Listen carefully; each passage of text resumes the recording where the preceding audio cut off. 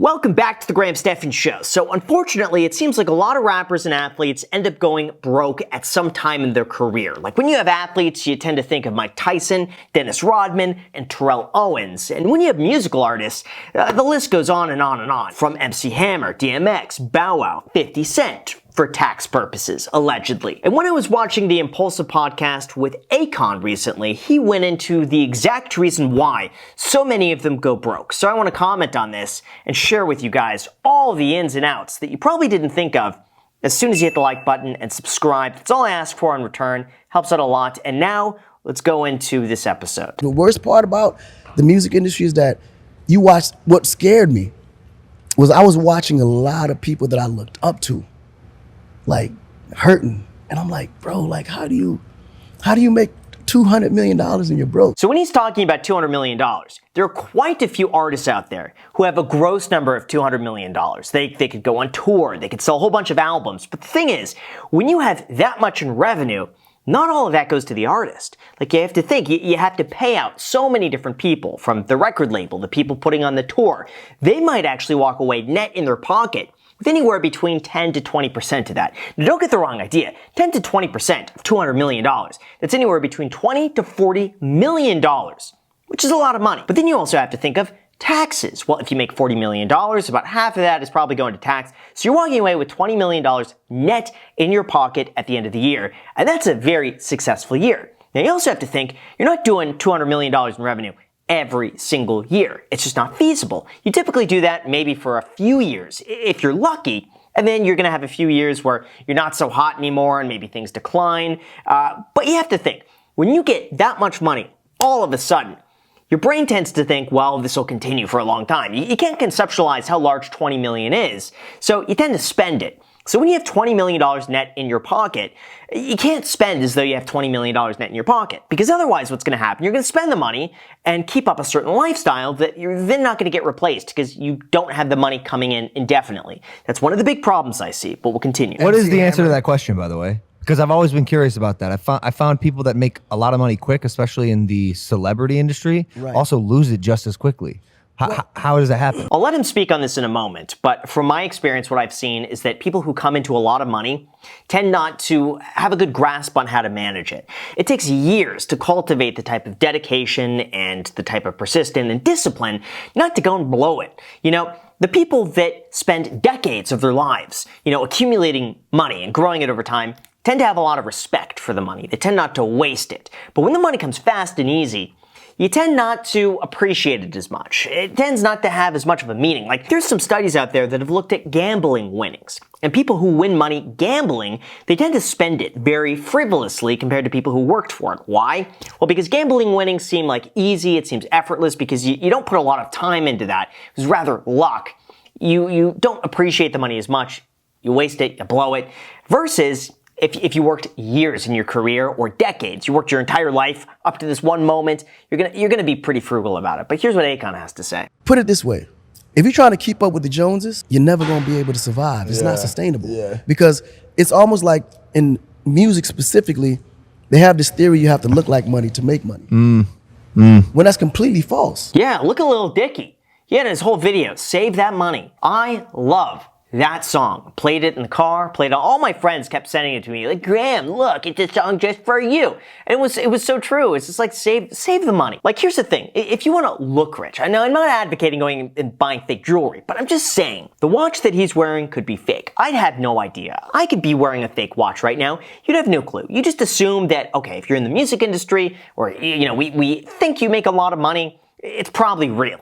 So I think a lot of this image stuff, you could look very expensive for a fraction of the cost. I think when it comes to clothing, it's kind of tough. Like when you wear Gucci and stuff like that, people see it. I'm not saying go out and buy fake Gucci to impress people, but if that's the image you're trying to portray, usually a good designer fit doesn't have to come from a designer. It could be sourced elsewhere. There's plenty of clothing places out there, like Zara, for instance, that you could get the same look for maybe 100th of the price of the real thing. So I think when it comes to being fiscally responsible, if you want to flaunt wealth, you could do it, but also on a budget. Same thing if you want to buy a G-Wagon. I think there's plenty of opportunities to buy a good used G-Wagon, 60 grand, it's going to set you back quite a bit, but the car's not going to depreciate. The 60 grand car looks the same as the $200,000 car. So you may as well buy the $60,000 car. It's already taken most of its depreciation that you could probably sell in a few years for $50,000, get all your money back, and there you go. You drive a G-Wagon, you're balling out on a budget. That's how you do it. You're still working for the man, or working to become, or working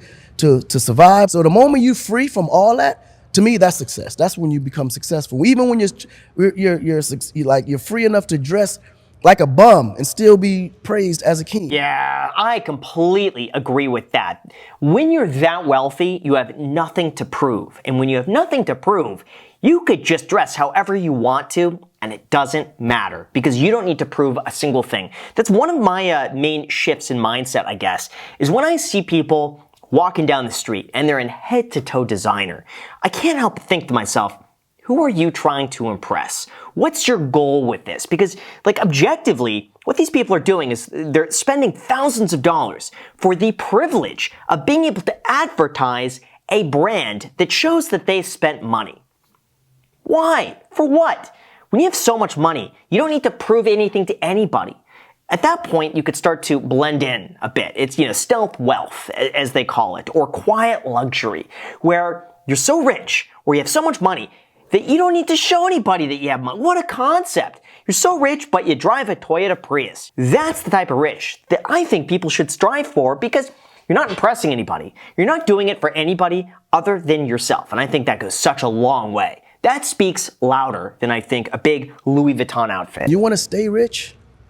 Stay stingy. Yeah, facts. I'm the stingiest on the planet. What class does your wife fly? Well, I mean, she flies first. Any person in my caliber is not flying commercial. No, These 100%. dudes are flying jets all day. Dude, that is such a great point. Okay, so for Akon flying first class is most likely like the average person booking a Spirit flight at the most discount of days.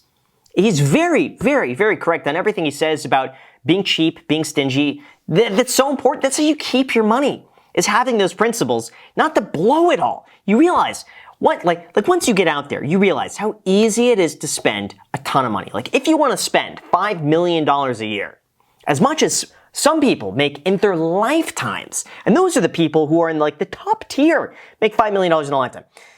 It's so easy to spend it when you don't have any appreciation for it. And I'm talking a very nice house or multiple houses, flying private jets, driving very expensive cars, designer clothing, high-end watches, and then you start getting into the services of finding a chauffeur, hiring assistants, hiring people to do things for it. The money goes so fast. And as soon as you're adjusted to that, you want to keep that up. You need to constantly be on that hamster wheel to do all of those things. And then you have to think, well, what are you doing them for? Are you doing them for because you like them, or because you like showing them off to people, or because it makes you feel better about yourself to be able to drive around in a Bentley and that's cool? So I think the real distinction here is, who are you doing it for? If you love the Bentley, you appreciate the quality and the craftsmanship of the Bentley, and for you, the Bentley is like spending an extra dollar. Why not? Fine.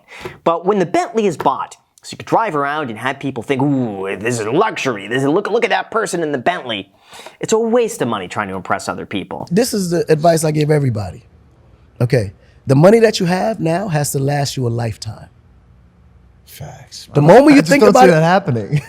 the moment you think about it that way, you're gonna be super, the way you manage everything is gonna be different. That's such a good. Dude, this is probably the best financial advice I've ever heard. This is so true. I always recommend, especially for entrepreneurs out there, just expect that the paycheck you make is the last paycheck you're ever going to receive. How would you base your finances on that? What you have is what you have to spend. You got to make that last. How would you go about life? How would you do things differently if that was your mentality? And now I get it. Oh, it's a scarcity mentality. But you also have to be realistic, and that there are things that can come up that you just can't expect. I've always gone with the assumption that I take whatever my net worth is, and then I take 3% of it. Whatever 3% of it is how much I could get away with spending every single year without running out of money. It's the general concept of the financial independence community. You spend 3% on whatever you have invested. That's the amount that you could spend. Any more than that and you might run out. If you make more money, great. Put it in the pile. Spend 3%. For athletes and musicians or people with a short career, his advice is some of the best advice that I've heard. I was doing Vine. I got paid my first $2,000 for doing a brand deal. I was stoked. I'm an 18-year-old that just made $2,000 for making a 6-second video. This is amazing. My friends come over, I'm bragging to him, and he goes, man, it sucks. You're gonna have to give 30% to the government. And I said, what are you talking about? Here's the thing. He's probably under the limit though. So if you make anywhere like, 20 grand a year, chances are you're paying next to nothing in taxes because you get deductions, you get all these other things. The tax implication, if you're only earning like 10, 15 grand, very low. However, it gets very high if you're in certain states and you make a certain amount of money. Then that's when it starts adding into like the 40, 50% range. I've seen even people pay like 55% of their income to tax, depending on the situation. Like if you're in California, you're paying 13.3% on the top end, 3.8% net investment tax. And then also if you have short-term capital gains, that's taxed on top of it. It adds up. It could be like 55% of your money. So more money goes to tax than in your pocket, which is nuts. I'll always remember the first time that when it finally hit 7 figures. I cried. I actually cried. I had actual tears. No, Your tax return, you paid 7 figures in taxes? Past three plus years. Good for you. Well, how does Logan not know this? You would think that Mike Malak would be getting a sizable portion of that from the Impulsive podcast. Maybe not, though. Maybe Mike has a whole bunch of other stuff going on we have no idea about. I think a lot of it, people just don't want to allude to how much money they're making, which totally understandable. I get that. But yeah, to pay over $1 million, that means, and Mike Malak is in California, by the way, that means that Mike has to be making, realistically, over $3 million a year. Because I'm also assuming that Mike has some personal expenses. He's got business expenses as well. So on $3 million, assuming he writes off $1 million of that, he's making $2 million. Half of that is going to taxes, paying over $1 million. So at minimum, he's probably pulling in $3 million a year. Minimum. Can you imagine though, giving that much money away for absolutely doing nothing? You know what's terrible about it There's is still potholes. They're not fixing. you don't know where the money's potholes. going. That's why I left California. I left California like 3 years ago. Best decision ever. In Las Vegas, I see where the money is going. Well, first of all, there's no state income tax, which is fantastic. Property taxes are so low. It's like 0.8% of the overall purchase price. It's fantastic. But California, I have no idea where the money goes. Las Vegas, it's apparent. You see the roads are in fantastic condition. They repave the roads all the time. New constructions are actually getting done. They're not just in the building phase forever. And that's one of the reasons I left. It's fantastic. Never look back. Where's the money going? And is it warranted? Do I have a decision in this? Technically, yeah. That's what we vote for. Right. You know. But you don't have the final say At all. and that always was that shit just is a tough pill to swallow. Yeah, and that's your choice too, to leave. So with that said, you guys, thank you so much for watching. As always, let me know your comments down below in the comments section. And if you guys want some free stocks worth all the way up to a few $1,000s, when you make a deposit, I got a paid affiliate link down below in the description. It'll take you like 5 to 10 minutes to sign up. You get some free stocks worth all the way up to a few $1,000s when you make any deposit this month. So it's worth it. Good ROI. Let me know what stocks you get. Thank you so much for watching, and until next time.